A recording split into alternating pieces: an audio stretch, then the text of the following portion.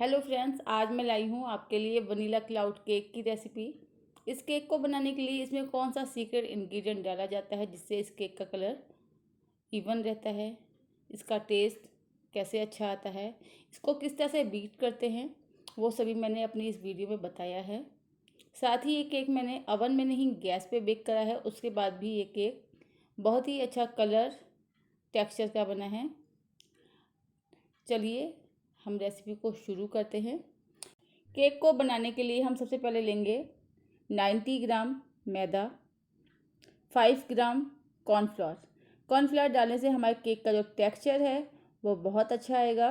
और उसके साथ ही लेंगे हम 5 ग्राम मिल्क पाउडर।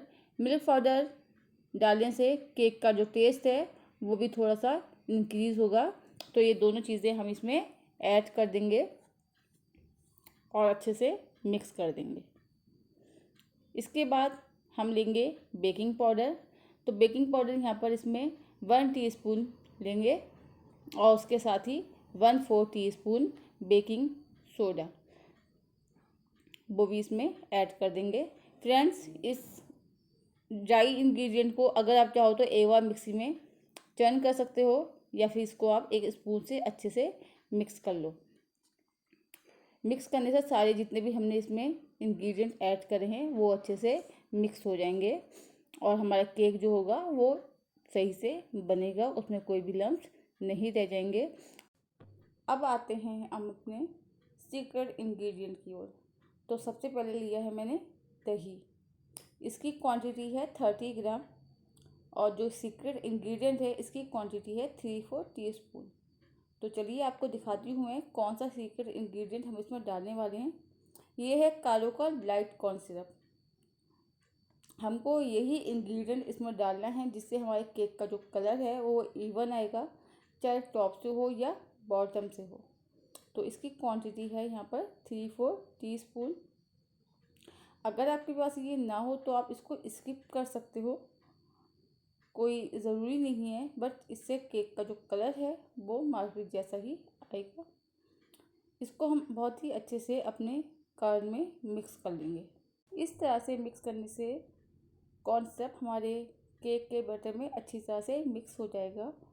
अब आते हैं हम बटर पे। यहाँ पर लिया है मैंने 80 ग्राम बटर। ये बटर ना ही तो अभी मेरे फ्रिज में रखा है, ना ही मेरा रूम टेम्परेचर वाला है। बस ये इस तरह से है कि हम इसको सिर्फ बीट करेंगे, अच्छे से ये बीट हो जाएगा। साथ में जाएगा इसमें 35 ग्राम शुगर। नॉर्मल शुगर है जो हम घर में यूज़ करते हैं, उसको ही आप पीस लीजिएगा।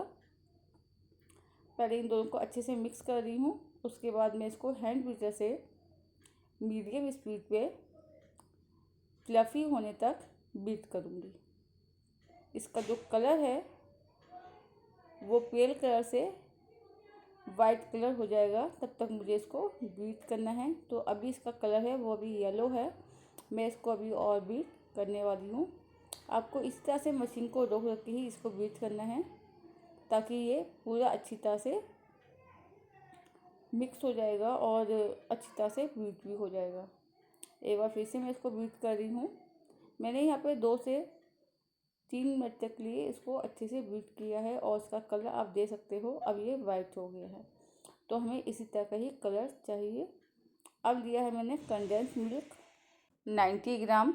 इसको भी मैं इस मिक्सचर में ऐड कर दूंगी और 30 सेकंड टू 55 सेकंड के लिए इसको बीट कर लूँगी। मीडियम स्पीड पे ही बीट करना है या आप इसको 1 नंबर पे ही बीट करिएगा, जिससे ये अच्छे से मिक्स हो जाएगा। अच्छे से मिक्स हो गया है। अब आते हैं हम इस पर अपने कर्ड वाले मिक्सचर पर, उसको भी हम इसी तरह से ही इसमें मिक्स करेंगे। 30 सेकंड के लिए हम इसको भी बीट कर लेंगे, जिससे हमारा जो कंडेंस मिल्क और कर्ड का मिक्सचर है वो अच्छे से मिक्स हो जाएगा। तो फ्रेंड्स, कर्ड डालने के बाद हल्का सा जो बैटर है हमारा वो कर्डल होगा। डोंट वरी, कोई प्रॉब्लम नहीं है। बटर शुगर के मिक्सचर में जब हम कर्ड ऐड करते हैं, अगर हमारा बटर सॉल्टेड होगा तो कर्डल होता ही है। सो डोंट वरी, कुछ प्रॉब्लम नहीं होगी केक में।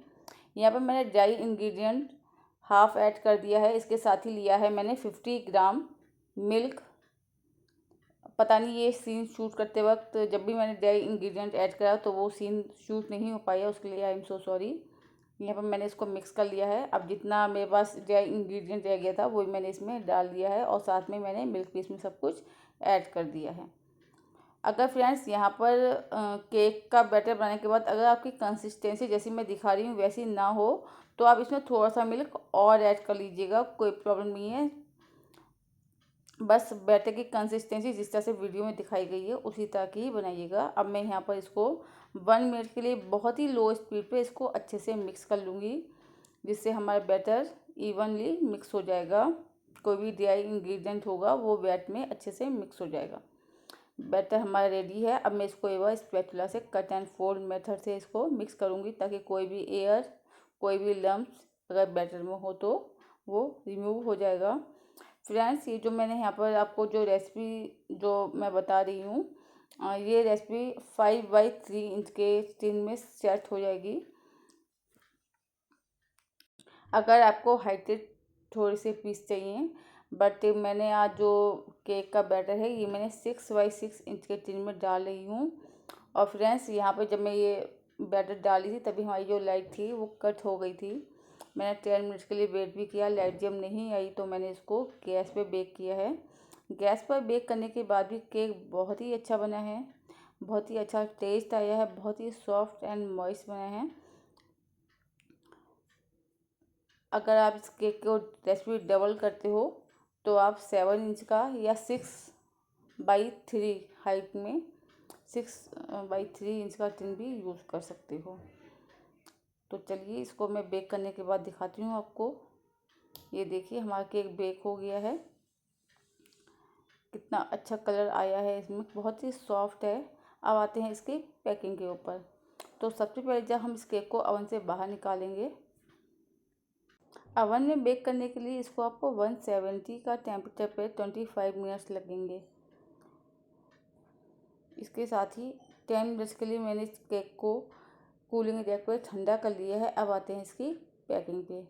तो केक अभी हमारा गर्म है, 15 मिनट्स हो गए हैं। इस केक को जिस तरह से मैं यहाँ पर आपको दिखा रही हूँ उसी तरह से आपको केक को एक केक बोर्ड पे फ्लिप कर लेना है, टिन को रिमूव करना है और इसको हमें एक क्लीन रैप में रैप करना है।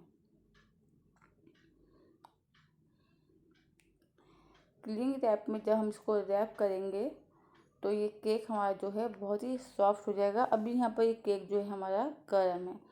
आप बैक साइड से भी देख सकते हो हमारे केक का कलर कितना अच्छा आया है, कहीं से भी कलर जल नहीं है, इवन कलर है इसका। अगर आप कॉटन केक बना रहे हैं तो आपको जिस तरह से मैं यहाँ पर पैक कर रही हूँ वो वाला स्टेप भी करना ज़रूरी है, तभी आपका केक सॉफ्ट, मॉइस्ट और एक टेंडरनेस जो होगी केक में वो मिलेगी।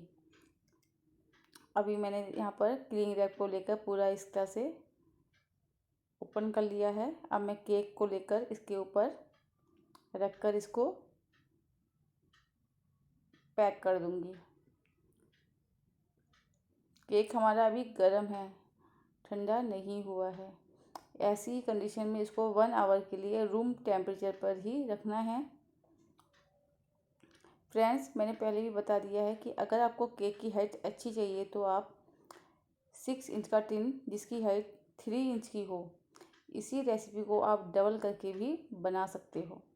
अगर आप सेलिंग करते हो तो आप रेसिपी को डबल करके इसको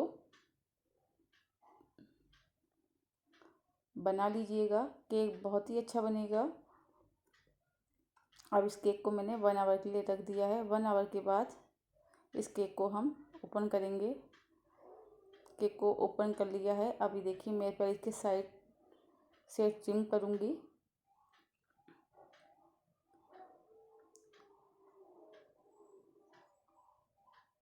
चारों साइड से केक को अच्छे से कट करने के बाद मैं आपको इसके इनसाइड दिखाती हूँ। अगर इस केक से रिलेटेड आपका कोई भी क्वेश्चन हो तो आप मुझे कमेंट बॉक्स में पूछ सकते हैं।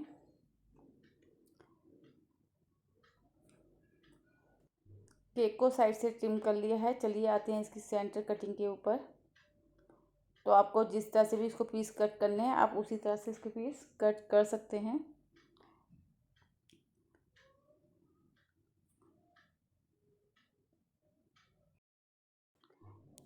चलिए अब आते हैं केक के पीस के इनसाइड पिक्चर के ऊपर। ये देखिए कितना अच्छा केक बना है, कितना मॉइस्ट है, बहुत ही ज़्यादा मॉइस्ट केक है, बहुत ही अच्छा इसका टेंडरनेस है, बहुत ही अच्छा केक बना है। टेस्ट तो आप पूछिए मत, अगर आप भी एक बार इस केक को बनाएंगे तो आप भी इस केक के फ़ैन हो जाएंगे, इतना अच्छा केक है। अगर आप केक को सेलिंग करते हैं तो आप इस केक को भी सेल कर सकते हैं। बहुत ही अच्छा रिजल्ट है इस रेसिपी का और इस केक का। तो फ्रेंड्स, अगर आपको मेरी ये रेसिपी पसंद आई हो तो प्लीज़ मेरे चैनल को ज़रूर सब्सक्राइब कीजिएगा। मैं आगे और भी न्यू रेसिपी लेकर आती रहूँगी।